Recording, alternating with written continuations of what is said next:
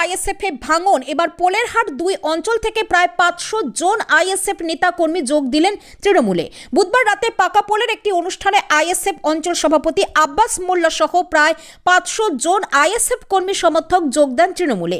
ক্যানিং পূর্বের বিধায়ক শওকত মোল্লার হাত ধরেই যোগ দেন। এদিন এই যোগদান অনুষ্ঠানে শওকত মোল্লা সহ উপস্থিত ছিলেন তৃণমূল নেতা খায়রুল ইসলাম, মাহাসিন গাজী সহ অন্যান্যরা। কেউ ভয় দেখিয়ে আনেনি, তৃণমূলের উন্নয়নের প্রতি আস্থা রেখে যোগ দিয়েছি বলে জানিয়েছেন আব্বাস মোল্লা সহ অন্যান্য নেতাকর্মীরা। যারা আজ তৃণমূলে ফিরল তাদের সবাইকে নিয়ে পোলেরহাট 2 ঐক্যবদ্ধভাবে তৃণমূল শক্তিশালী হবে বলে জানান ক্যানিং পূর্বের বিধায়ক শওকত মোল্লা। লোকসভা ভোটের পর ভাঙড়ের বিভিন্ন জায়গা থেকে আইএসএফ ছেড়ে তৃণমূলে যোগদান করেছেন আইএসএফ সমর্থকেরা।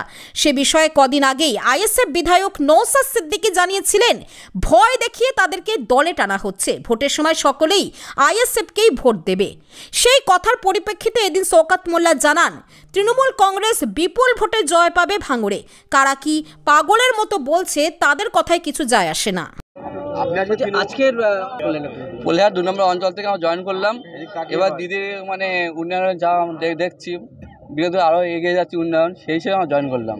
কোন দল থেকে জয়েন করলেন? আইএসএফ থেকে। কোন পোস্টে ছিলেন? অঞ্চল সভাপতি পোস্টে ছিলাম। আপনাদের কি চাপ সৃষ্টি করে জয়েন করানো? চাপ সৃষ্টি এরকম কোনো নয়, নিজের ইচ্ছে আমরা আসলাম, ঠিক আছে। চাপ সৃষ্টি কিসে, আমাদের দোয়ালে যে ভালো লেগেছে মানে সেই হিসেবে আমরা জয়েন করলাম। কাজ দেখে উন্নয়ন দেখে আমাদের ভালো লেগেছে। আপনার নওশাদ সিদ্দিকীর সঙ্গে ওরকম যোগাযোগ করেছিলেন জয়েন করার আগে? না, এরকম কোনো যোগাযোগ নেই, আমাদের 1 বছর ফোনে কথা নেই।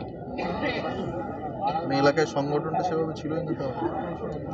আইএসএফের হ্যাঁ সংগঠন ছিল, সেই জন্য সবাই প্রায় 500 মতন ছেলেপেলে আইএসএফ থেকে জয়েন করেছে আজকে। আপনার নাম? আব্বাস আলী মোল্লা। সাথে আব্বাস, নিজাম টিজাম, আমরা সব আরও সব ছেলেপেলে আছে, 200-500 ছেলে এসছে আমাদের সাথে, আরও আগামী দিনে আসবে। আইএসএফের সাথে আমরা অনেকদিন থেকেই বসে গিয়েছিলাম। আমাদের আজকে তৃণমূল কংগ্রেসটা ভালো লেগেছে, দাদার হাত ধরে, খলিল ভাইয়ের হাত ধরে আমরা তৃণমূল কংগ্রেসটা উন্নয়নের সাথে, উন্নয়ন যাতে হয়, দেশের কাজ হয়, গরিব মানুষ সুযোগ সুবিধা পায়। এই আজকের দিনে দেখুন না, যারা ঘর পাবার যোগ্য, আমি অন ক্যামেরায় দাদার পাশে দাঁড়িয়ে বলছি, আমার পোলেরহাট 2-তে যারা ঘর পাবার যোগ্য তারা কেউ ঘর পাচ্ছে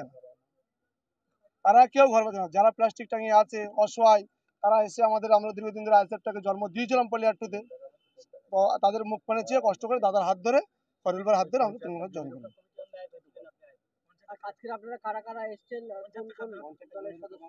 পঞ্চায়েত এখন জমি রক্ষা কমিটির হাতে আছে, আমরা আইএসএফ করতাম, এখন পঞ্চায়েতটা ওরাই চালাচ্ছে।